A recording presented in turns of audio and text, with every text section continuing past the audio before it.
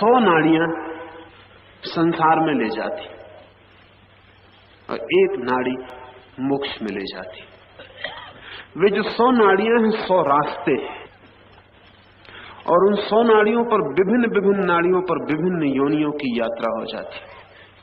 कौन व्यक्ति किस नाड़ी के द्वार से जीवन के बाहर जा रहा है, इस शरीर के बाहर जा रहा है, उससे ही तय हो जाता है कि वो किस योनि में प्रवेश करेगा। सिर्फ एक अयोनि नाड़ी है जिससे फिर संसार में कोई प्रवेश नहीं होता, जीवन ऊर्ध्व गमन को उपलब्ध हो जाता है। उस एक नाड़ी का नाम सुषुम्ना है। और कैसे ऊर्जा जीवन की उस नाड़ी में प्रवेश करे, यही पूरे योग का सार है। कैसे जीवन ऊर्जा ऊपर उठे और उस एक नाड़ी में प्रविष्ट कर जाए जहां से संसार से संबंध छूट जाता है। साधारणतः हमारी ऊर्जा काम केंद्र पर इकट्ठी है, सेक्स सेंटर पर इकट्ठी है। प्रकृति को वही जरूरत है। प्रकृति को आपकी बहुत चिंता नहीं है, आपकी सतत धारा न टूट जाए इसकी ज्यादा चिंता है। आप मिटे या बने ये बड़ा सवाल नहीं है, लेकिन आपका बच्चा, बच्चों के बच्चे होते रहे। प्रकृति संतति में उत्सुक है, व्यक्तियों में नहीं। धारा चलती रहे, इसलिए काम का इतना प्रभाव है कि आप लाख उपाय करते हैं तो भी काम वासना पकड़ लेती, क्योंकि प्रकृति इतना बल देती है उस केंद्र पर कि आप बिल्कुल अवश्य हो जाते। काम आपको पकड़ लेता है, वासना आपको घेर लेती। आपकी सारी ऊर्जा काम केंद्र पर इकट्ठी है और उस ऊर्जा का एक ही बहाव है, वो है काम वासना में। यही ऊर्जा ऊपर की तरफ लानी है, इसे ही ऊपर उठाना है। ये दो छोर है, मस्तिष्क जिसे हम सहस्त्रार कहते हैं और काम केंद्र जिसे हम मूलाधार कहते हैं। ये दो छोर है। मूलाधार में ऊर्जा इकट्ठी है और वहां से उसे सहस्त्रार तक लाना है, और बीच की जिस नाड़ी से यात्रा होगी वो सुषुम्ना है, जिससे ऊर्जा ऊपर और ऊपर और ऊपर उठेगी। ये बिल्कुल ही वैज्ञानिक घटना है, ऊर्जा का ऊपर उठना। और इस ऊर्जा के ऊपर उठते ही व्यक्ति के व्यक्तित्व में रूपांतरण होने शुरू हो जाते हैं। जिस जगह ऊर्जा होती है वैसा ही व्यक्तित्व बदल जाता है। इसे हम ऐसा समझें, एक छोटा बच्चा है, अभी उसे काम वासना का कुछ भी पता नहीं है। काम वासना उसमें छिपी है, लेकिन अभी काम का केंद्र सक्रिय नहीं हुआ। जैसे ही वो प्रौढ़ होगा काम की दृष्टि से, काम का केंद्र सक्रिय होगा तो उसका सारा मन, सारा व्यक्तित्व, सारा आचरण काम वासना से भर जाएगा। सोचते, उठते, बैठते, स्वप्न देखते, काम वासना उसे घेर लेगी। सब तरफ एक ही रस रह जाएगा। क्या हुआ ये सारे व्यक्तित्व में इतना रूपांतरण अचानक? इसलिए 14 वर्ष से लेकर 18 वर्ष के बीच बच्चे बड़ी बेचैनी और तकलीफ में पड़ जाते। उनकी खुद की भी समझ में नहीं आता कि क्या हो रहा है। ये उम्र 14 से 18 के बीच की बड़ी बेचैनी की उम्र है। न वे किसी को कह सकते, न कोई उन्हें कुछ बताता, और उनके भीतर इतने रूपांतरण हो रहे हैं और उनका सारा चित्त काम वासना से इस बुरी तरह गिर गया है कि कुछ और उन्हें सूझता भी नहीं, कुछ और सूझ भी नहीं सकता। ये जो घटना घटती है, ये घटना घटती है काम केंद्र के सक्रिय होने से। जिस दिन सहस्त्रार सक्रिय होता है उस दिन फिर ऐसी घटना घटती है। उस दिन व्यक्ति इसी तरह परमात्मा से भर जाता है जैसे काम केंद्र के सक्रिय होने पर कामना से, वासना से गिर जाता है। और जिस दिन सहस्त्रार पर प्रकट होती है ऊर्जा, उस दिन सब तरफ सिवाय परमात्मा के कुछ भी दिखाई नहीं पड़ता।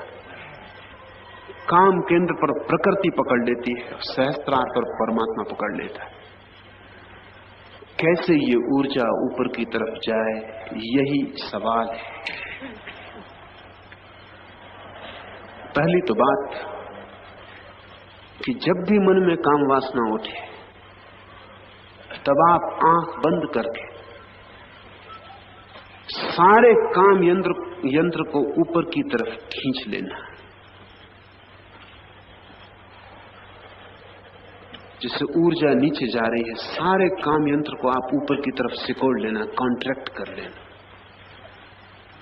और सिर्फ एक ही धारणा भीतर करना कि ये ऊर्जा जो काम केंद्र को प्रभावित कर रही ऊपर की तरफ बह रही, उठ रही है। थोड़े ही दिन प्रयोग करके आप चकित हो जाएंगे कि जब भी काम वासना उठे तभी अगर आप काम यंत्र को पूरा का पूरा ऊपर की तरफ खींच लें, भीतर सिकोड़ लें, तत्क्षण काम केंद्र रिक्त हो जाएगा ऊर्जा से, और आप पाएंगे कि आपकी रीढ़ में कोई गर्म तत्व ऊपर की तरफ उठ रहा है। ये स्पष्ट अनुभव होगा कि कोई गर्मी ऊपर की तरफ बह रही है। कभी कभी तो गर्मी इतनी साफ होती है कि दूसरा व्यक्ति भी आपकी रीढ़ छुए तो कह सकता है कि कुछ आग ऊपर की तरफ जा रही है। शीर्षासन का यही उपयोग है कि जब काम वासना उठे तो आप जोर से सारे यंत्र को ऊपर की तरफ से कोड़ के अगर सिर के बल खड़े हो जाएं तो काम ऊर्जा की यात्रा आसान हो जाएगी, क्योंकि कोई भी ऊर्जा नीचे की तरफ बहना सुगम पाती है, जैसा पानी नीचे की तरफ बहता है। अगर आप शीर्षासन में खड़े हो और काम ऊर्जा को ऊपर की तरफ खींच रहे हो, अर्थात शीर्षासन में खड़े होकर नीचे की तरफ खींच रहे हो, तो सिर की तरफ ऊर्जा बहने लगेगी। शीर्षासन सिर्फ व्यायाम नहीं है, शीर्षासन ब्रह्मचर्य का गहरा प्रयोग है। और अगर आप काम ऊर्जा के साथ उसे जोड़ सकें तो आप थोड़े ही दिन में पाएंगे कि आपकी मस्तिष्क में कुछ नई घटना घट रही है, कोई प्रवाह आ गया है, जिससे कोई बाढ़ आ गई हो। भीतर एक एक रज्जु, एक एक स्नायु कप रहा है, कंपित हो रहा है। भीतर एक गुनगुनाहट मस्तिष्क में सुनाई पड़नी शुरू हो जाएगी, जैसे कोई सन्नाटा भीतर बज रहा हो, जैसे बहुत सी मधुमक्खियां भीतर शोर कर रही हो। ये शोर भीतर, ये झंझनाहट मस्तिष्क में बड़ी शुभ खबर है। ये इस बात की खबर है कि ऊर्जा मस्तिष्क में आ गई है, और इस ऊर्जा को मस्तिष्क तक लाना ही आपका काम है। सहस्त्रार तो अपने आप खिलना शुरू हो जाएगा। जैसे ही उस कली को शक्ति मिलनी शुरू हुई कि वो कली खिलनी शुरू हो जाए, उसके खिलते ही अमृत की वर्षा हो जाती, आनंद की वर्षा हो जाती। जो कभी नहीं जाना ऐसा रस, जो कभी नहीं जाना ऐसी मधुर अनुभूति, जो कभी नहीं जानी ऐसी अलौकिक प्रतीति होनी शुरू हो जाती। फिर आप रहते इसी जमीन में हैं, चलते इस जमीन पे नहीं, पैर यहीं पड़ते हैं, बस दूसरों को दिखाई पड़ते हैं। आपके पैर फिर इस जमीन पे नहीं पड़ते, आप फिर आकाश में जैसे उड़ते हैं, एकदम सब हल्का हो जाता है। जमीन की जो कशिश है, जो ग्रेविटेशन है, वो खो जाता है। वो जो कथाएं हैं कि योगी जमीन से उठ जाता है, वो कभी कभी सच हुई है। लेकिन एक बात तो निश्चित सच है, जिसकी भी ऊर्जा सहस्त्रार में प्रवेश करती है, सुषुम्ना के द्वार से होकर सहस्त्रार में चली जाती, वो अचानक पाता है कि जमीन से उठ गया है। अगर आप ध्यान करते हुए बैठे हैं और ऐसी घटना घटेगी तो आप आंख बंद करें, आप पाएंगे कि आप जमीन से कम 4 बलिष्ठ ऊपर उठ गए। आंख खोल के शायद आप पाएं कि जमीन पे बैठे हुए हैं, उठे नहीं, क्योंकि जो उठ रहा है शरीर, वो भीतर का ऊर्जा शरीर है। लेकिन कभी कभी ये प्रवाह इतना तेज होता है कि ये भौतिक शरीर भी उसके साथ ऊपर उठ जाता है, पर ये कभी कभी होता है। लेकिन ऊर्जा शरीर तो निरंतर ऊपर उठता है, जिसकी भी ऊर्जा भीतर प्रवेश करती है। यूरोप में एक महिला है जो 4 फीट ऊंचा उठ जाती है, सिर्फ शांत बैठ के। उसके हजारों चित्र लिए गए और सब तरह के वैज्ञानिक प्रयोग किए गए, और उनकी समझ के बाहर है कि क्या हो रहा है। क्योंकि जमीन के ऊपर उठना बड़ी अद्भुत बात है, क्योंकि जमीन खींच रही है पूरी ताकत से। ग्रेविटेशन का नियम उसको तोड़ना है ये। और जब उस महिला को पूछा गया कि वो करती क्या, तो उसने कहा मैं कुछ करती नहीं, बस मैं एकदम शांत और शांत और शांत होती चली जाती। जैसे ही एक शांति का क्षण आता है, जब कुछ भी विचार भीतर नहीं रह जाते, अचानक मैं पाती हूँ ऊपर उठ गई, वो 4 फीट ऊपर चली जाती। सैकड़ों लोग जमीन पर सैकड़ों बार ऊपर उठे, लेकिन इस शरीर के ऊपर उठने का कोई बड़ा मूल्य नहीं है, वो एक तमाशा है। पर भीतर का शरीर ऊपर उठ जाए, उसका बड़ा मूल्य है, क्योंकि उसके ऊपर उठते ही जमीन के जो जो आप पर प्रभाव थे वो नष्ट हो जाते। जमीन के प्रभाव गहरे, जैसा मैंने आपसे कहा, आपका सारा शरीर हार्मोन, रसायन, तत्वों से बना हुआ है। जमीन से ही सारे तत्व आपको मिले, जमीन आपको प्रतिपल नीचे खींच रही है। जमीन सिर्फ चीजों को ही नीचे नहीं खींच रही है, आपके व्यक्तित्व को, आपके मन को भी नीचे खींच रही है।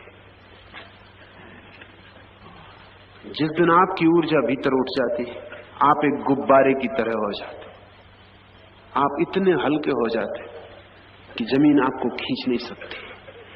ग्रेविटेशन जैसे एक नियम है, ऐसा ही योग में एक नियम है लेविटेशन। गुरुत्वाकर्षण नीचे खींचता है, एक और आकाशीय आकर्षण है जो ऊपर खींचता है।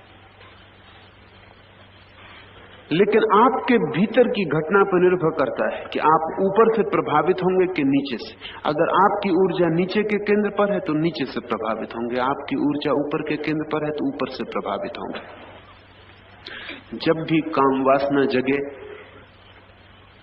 तब आंख बंद करके काम यंत्र को ऊपर से कोड़ लेना और धारणा करना कि शक्ति ऊपर की तरफ जा रही। तत्क्षण काम केंद्र शिथिल हो जाएगा और रीढ़ में कोई चीज सरकती हुई, जैसे बहुत चींटियां ऊपर की तरफ जा रही हो, या कोई उत्तप्त चीज ऊपर की तरफ बह रही हो, कोई लावा पिघल के ऊपर की तरफ बह रहा हो, वैसा प्रतीत होगा। जैसे ये प्रतीत हो, खुश होना, आनंदित होना, इसे अहोभाव से स्वीकार करना और इसे ऊपर खींचने के जितने भी प्रयोग कर सके करना। अगर शीर्षासन न बन सके तो भी आदमी इतना कर सकता है कि किसी श्लोक पर, ढाल पर लेट जाए, सिर नीचे की तरफ करके, या पलंग ऐसा बना ले कि नीचे के दोनों पैर ऊंचे हों, सिर की तरफ के पैर नीचे हों, और पलंग पर लेट जाए और सिर्फ भाव करे कि ऊर्जा ऊपर आ रही। जैसे जैसे ऊर्जा ऊपर आएगी, विचार कम होते जाएंगे, या विचार कम होते जाएं तो ऊर्जा ऊपर आने लगती। ये दोनों संयुक्त घटनाएं। हठ योग ऊर्जा को ऊपर लाने की कोशिश करता है, राजयोग विचार से मुक्ति करने की कोशिश करता है। दोनों एक ही दिशा में यात्रा करते हैं। हठ योग की फिक्र है कि ऊर्जा ऊपर आ जाए, इसलिए शीर्षासन है, मुद्राएं हैं जिनके द्वारा ऊर्जा को ऊपर खींचा जाता है, बंध है जिनसे ऊर्जा को ऊपर की तरफ खींचा जाता है। हठ योग फिक्र नहीं करता विचार की, वो कहता ऊर्जा ऊपर आ जाएगी, विचार अपने से नष्ट हो जाएंगे। राजयोग ऊर्जा की फिक्र नहीं करता, वो कहता विचार शांत हो जाएं, ऊर्जा अपने से ऊपर आ जाएगी। दोनों संयुक्त घटनाएं हैं, कहीं से भी शुरू किया जा सकता है। अगर आपकी आस्था शरीर में बहुत ज्यादा हो तो हठ योग आपके लिए मार्ग है, और अगर मन में आपकी आस्था ज्यादा हो तो राजयोग आपके लिए मार्ग है। और दो के अतिरिक्त कोई मार्ग है नहीं। या तो मस्तिष्क को शून्य कर ले, ध्यान रहे एक नियम है कि प्रकृति शून्य को भर देती। जहां भी वैक्यूम होता है उसे भरने के लिए शक्ति दौड़ पड़ती। आप पानी में से एक, नदी में से एक घड़ा भर ले, जैसे आप घड़ा भरते एक गड्ढा हो जाता है, चारों तरफ का पानी दौड़ कर गड्ढे को भर देता है। गर्मी आती है तो गर्मी के बाद वर्षा आती है, क्योंकि गर्मी इतनी उत्तप्त कर देती है वायु को कि वायु विरल हो जाती, पतली हो जाती, और वायु विरल होकर ऊपर उठने लगती और जगह जगह वायु के गड्ढे हो जाते। उन गड्ढों को भरने के लिए बादल दौड़े चले आते। बादल आप सोचते होंगे कोई लाता है, नहीं, सिर्फ गड्ढे उसे खींचते हैं। तो जहां जहां तेज गर्मी पड़ती है, जहां जहां वायु में गड्ढे हो जाते हैं, वहां वहां बादल भागे चले आते हैं, भर देते हैं आगे। प्रकृति वैक्यूम को, शून्य को पसंद नहीं करती। तो आप मस्तिष्क को शून्य कर ले, बस आपने जगह खाली कर दी, नीचे से शक्ति भागने लगेगी ऊपर की तरफ। राजयोग मस्तिष्क को शून्य करने का प्रयोग है। हठ योग मस्तिष्क की फिक्र ही नहीं करता, वो कहता है ऊर्जा को लाओ, जैसे ही ऊर्जा आएगी विचार शून्य हो जाएंगे। हम जो प्रयोग कर रहे हैं वो दोनों का इकट्ठा प्रयोग है। वो हठयोग और राजयोग की संयुक्त प्रक्रिया है। पहले 3 चरणों में हम पूरी कोशिश कर रहे हैं हठयोग के माध्यम से कि ऊर्जा ऊपर की तरफ आए, और चौथे में हम कोशिश कर रहे हैं राजयोग के माध्यम से कि मन शून्य हो जाए। और अगर दोनों प्रक्रियाएं संयुक्त हों तो परिणाम द्रुत हो जाता है, दुगनी तेजी से आता है। मन भी शून्य कर रहे हैं और ऊर्जा को भी ऊपर खींच रहे हैं। ये जो हु की आवाज है, ये ऊर्जा को चोट देने की कोशिश है ताकि ऊर्जा ऊपर की तरफ फेंकनी शुरू हो जाए। काम केंद्र पर 2 तरह की चोट पड़ सकती है। एक तो जब आप विपरीत लिंगी व्यक्ति से आकर्षित होते हैं तो एक चोट पड़ती है। एक सुंदर स्त्री को देखकर आपके काम केंद्र पर हल्का सा शॉक, एक झटका लगता है। इसलिए आदमी ने वस्त्र पहनने पर इतना आग्रह दे रखा है, क्योंकि वस्त्रों के बिना आपकी वासना एकदम प्रकट हो जाएगी, जगह जगह प्रकट हो जाएगी। ये बहुत आश्चर्य की बात है कि पश्चिम के, विशेषकर अमेरिका के न्यूडिस्ट क्लबों में, जहां लोग नग्न स्त्री और पुरुष खेलते हैं, कूदते हैं, बैठते हैं, मिलते जुलते हैं, एक बड़ा अजीब अनुभव हुआ जिसका कि ख्याल नहीं था। आमतौर से हमारी धारणा है कि स्त्री नग्न होने में ज्यादा अड़चन अनुभव करेगी, शर्माएगी, बाकी ये अनुभव हुआ नहीं। जितने न्यूडिस्ट क्लब हैं दुनिया में, उन सबका नतीजा ये है कि स्त्रियां बड़े जल्दी नग्न होने को तैयार होती हैं, पुरुष अड़चन डालता है।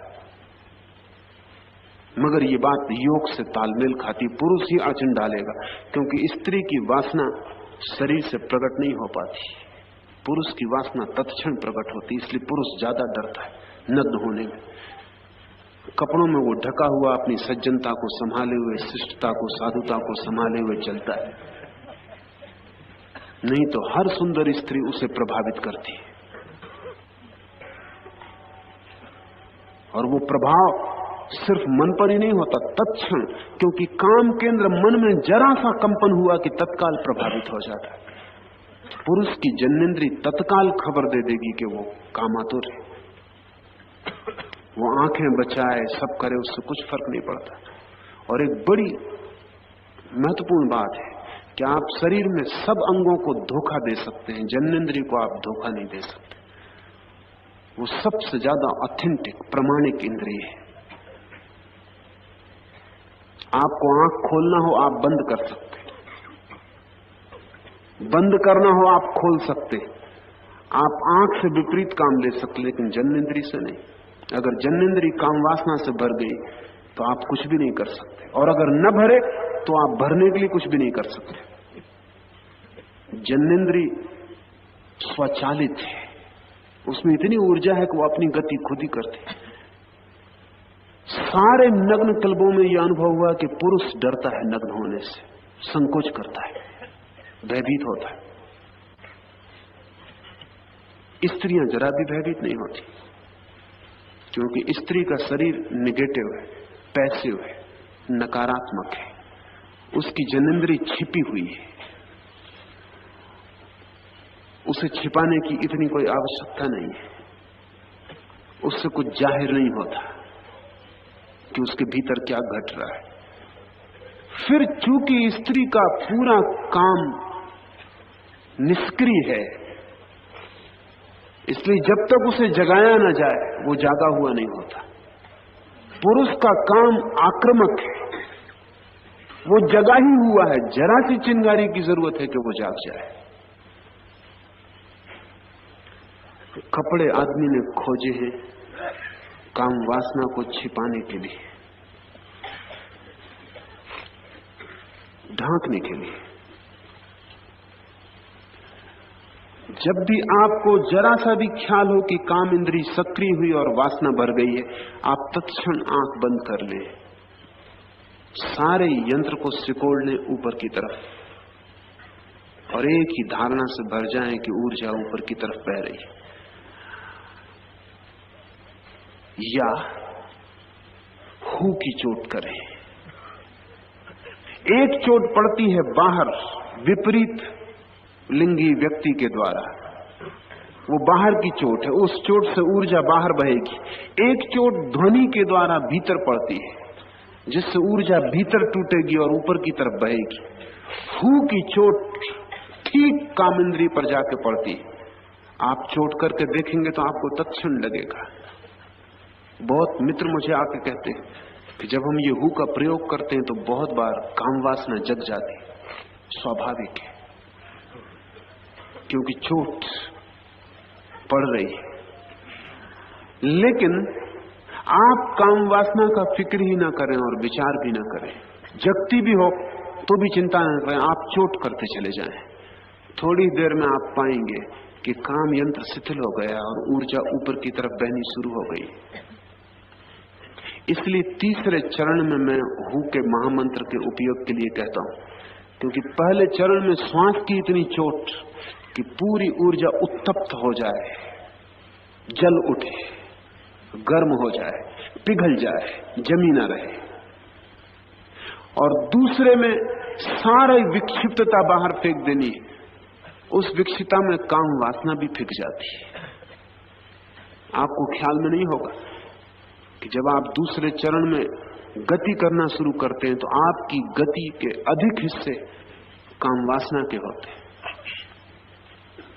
या जैसे आप संभोग कर रहे हो, आपका शरीर ऐसे डोलने लगता है, कपने लगता है। आपकी मुद्राएं काम वासना की होती हैं दूसरे चरण में, पर उचित है कि हो, ताकि काम वासना मन से फिक जाए। तो फिर तीसरे चरण में हु की चोट करनी है। जब काम वासना फिक गई और तरल हो गई अग्नि भीतर की, तो हु की चोट फौरन उसे ऊपर उठाना शुरू कर देगी। कुछ मित्रों को निरंतर ऐसा ध्यान में अनुभव होता है। यहां भी 2-3 मित्र एकदम शीर्षासन लगा के खड़े हो जाते हैं बिना उनकी समझ के कि क्या हो रहा है।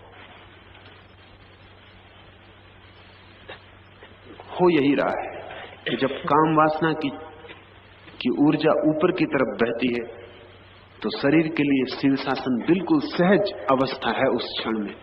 उससे बेहतर कोई मुद्रा नहीं है उस क्षण में। अगर आप शीर्षासन करना जानते हैं तो शीर्षासन बड़ा उपयोगी हो सकता है। और अगर चौथा चरण आप शीर्षासन में ही कर सके तो परिणाम बड़े गहन, बड़े मूल्यवान और बड़े शीघ्रगामी हो जाएंगे। 3 चरण खड़े होकर करें और तीसरे चरण के बाद शीर्षासन में खड़े हो जाएं और चौथा चरण शीर्षासन में पूरा कर लें। शांत होने का, स्थिर होने का, जड़ होने का। शक्ति तो अभी भी जाती है मस्तिष्क की तरफ, लेकिन तब और तीव्रता से जा सकेगी। हृदय की कुल मिलाकर 101 नाड़ियां हैं। उनमें से एक नाड़ी कपाल की ओर निकली हुई है, इसे ही सुषुम्ना कहते हैं। उसके द्वारा ऊपर के लोकों में जाकर मनुष्य अमरत्व को प्राप्त हो जाता है। दूसरी 100 नाड़ियां मरण काल में जीव को नाना प्रकार की योनियों में ले जाने की हेतु होती है।